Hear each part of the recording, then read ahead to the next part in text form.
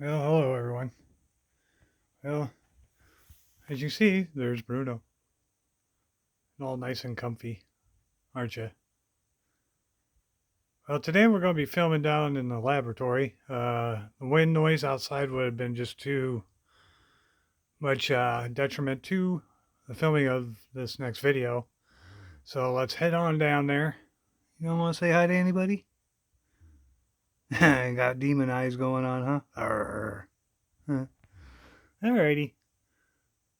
He's been feeling a little under the weather lately, so he had some back pain, so he was kind of on an anti-inflammatory and a kind of a pain medication. So I think it's starting to upset his tummy a little bit.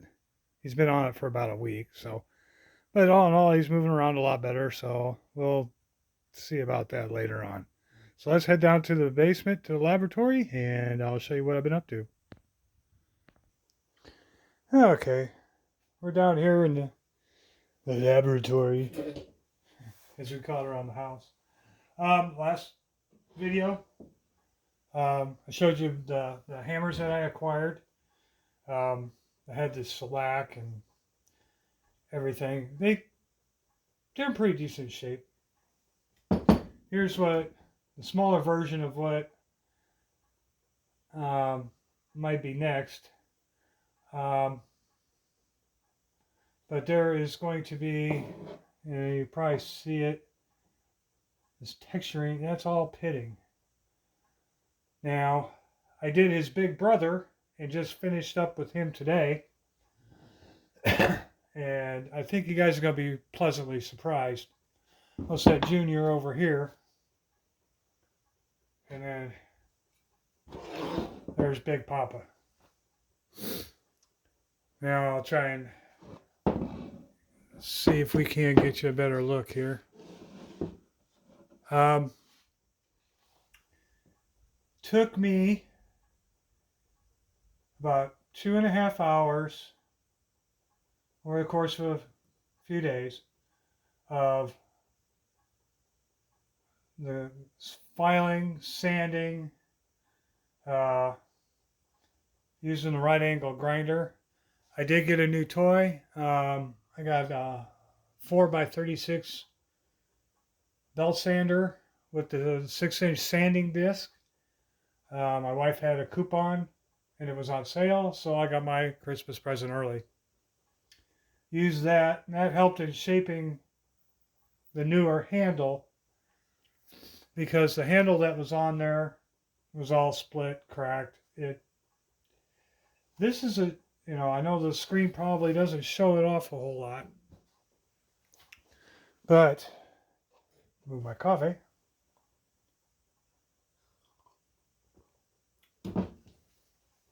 But this is a 2-pound ball peen. If you can see in there all the nice shininess. So I had to get a newer handle. Now I got a 14-inch handle, thinking that would hopefully handle it. It is hickory. However, I took my torch, and I don't know if they call it weathering it, or that'd be closest I could get to it. But I don't know if you can see there or not. The lighting ain't the greatest down here. I'm going to have to probably do something different. Let's see.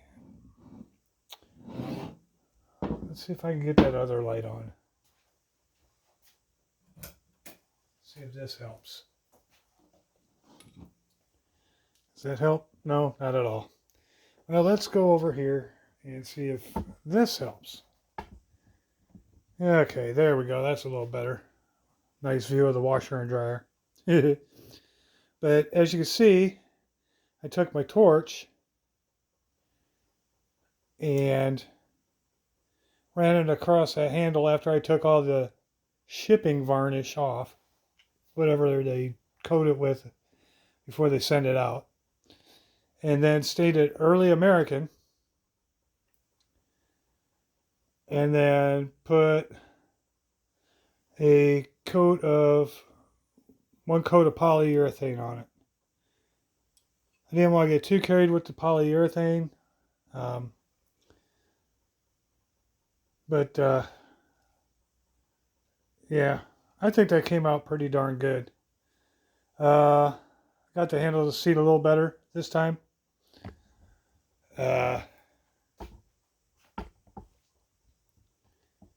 So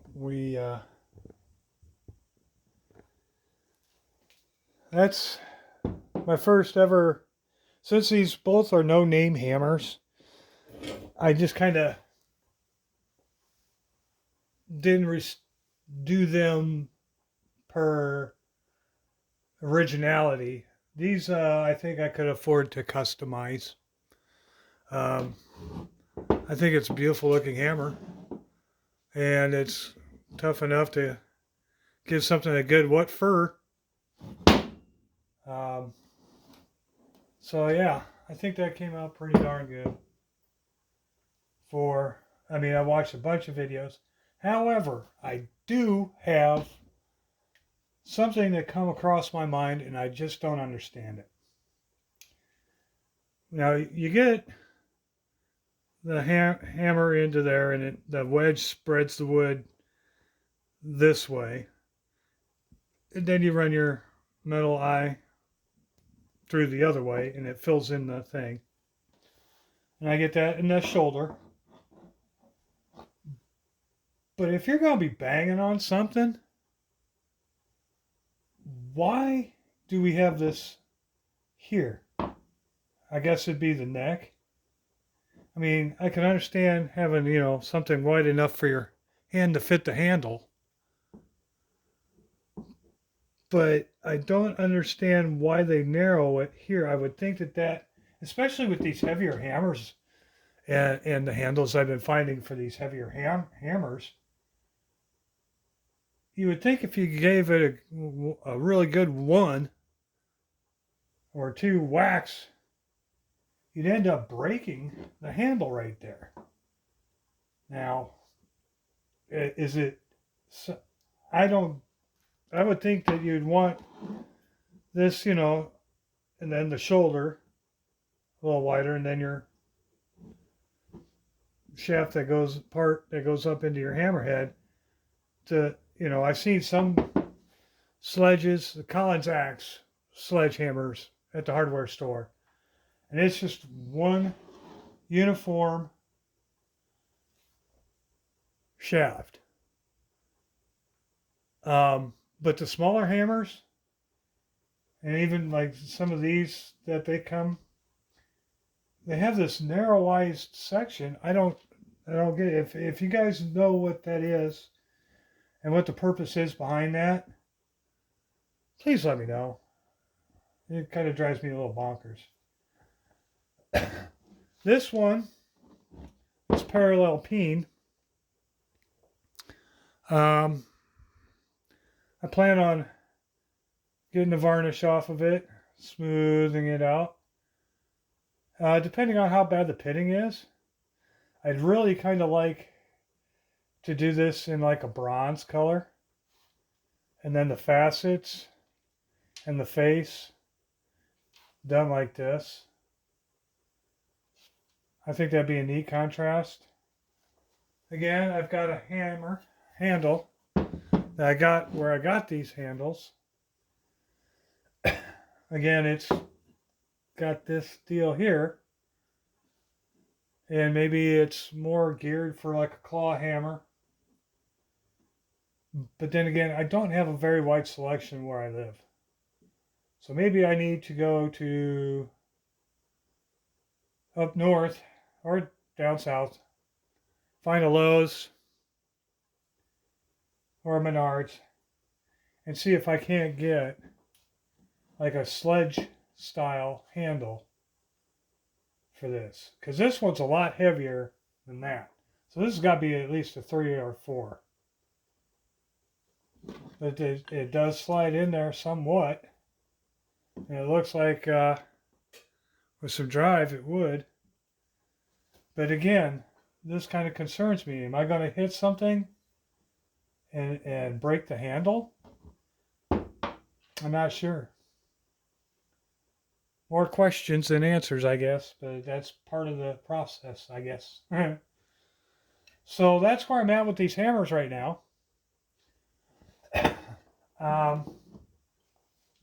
Did, however, and this one's going to be kind of a tough one to read, but it does say Irwin, made in USA, 800, 10-inch, wooden handled screwdriver. The tip is pretty good on it. Does look like it's been banged and twisted on a couple of times. Looks to be fairly straight. All the edges just need to be kind of just tapered off a little bit. And the handle just needs to be redone. Unfortunately, if I do the handle again, what little writing that's on there, it's just not going to give you guys a good look, is it? Yeah, barely. It's going to come off. But I paid $1 for it. That's worth a good cleanup. And so is old baby Junior. This one, though, I have a feeling a lot of this is going to be done off camera. Because working with that one, choice words were said. Especially when it came to working with the handle. I got to get better at it. And I will. Another thing that I did run across. Now it says as seen on TV. All I have is internet. We don't have a cable company. We don't have a satellite company.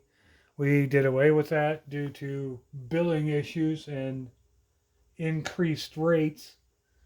It just got to the point where we were only watching a few things in the package, and it wasn't worth, for what we're paying to get an upgraded internet. Yeah. So anyway, it's called LA's Totally Awesome All-Purpose Concentrated Cleaner, Degreaser, and Spot Remover. No acid, no ammonia, no bleach, non-flammable. Now this is a pretty good liquid, so I think that it might run through my power washer fairly well. I got this for $1 at Dollar General. Say what you will. It's supposed to remove blood stains, grease, wine, liquor, gum, oil, glue, coffee, pet stains, some inks, fresh paint, varnish, hair dye, food stains, grape juice, berry juice, and many more. Delete before use. Or dilute. Delete. Yeah, it would delete. Then it gives you a breakdown here on how to, depending on what you're cleaning, like 5-to-1, 20-to-1, that kind of thing. So I used it on a couple of spots on the garage floor. Went back the next day and got 3 gallons of it. I don't know if you guys have ever heard of this or if you ever used it, but if it works as a cleaner through my power washer, then I would think that would be a good deal, considering what I paid for it. If you guys have used this, let me know. I don't know if it would be any good. It says non-flammable, so I would think it would be good in ultrasonic cleaners when you have to heat that up.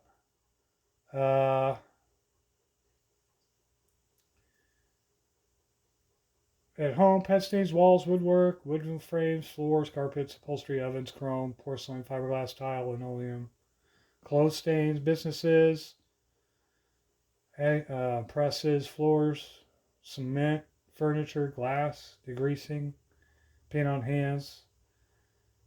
Auto, RV, and boat. White walls, cloth, velour, vinyl, chrome, motors, headliner. So I think that this is just kind of general everything. Let's see here. What is ingredients? Oh boy. Should have stayed in chemistry class.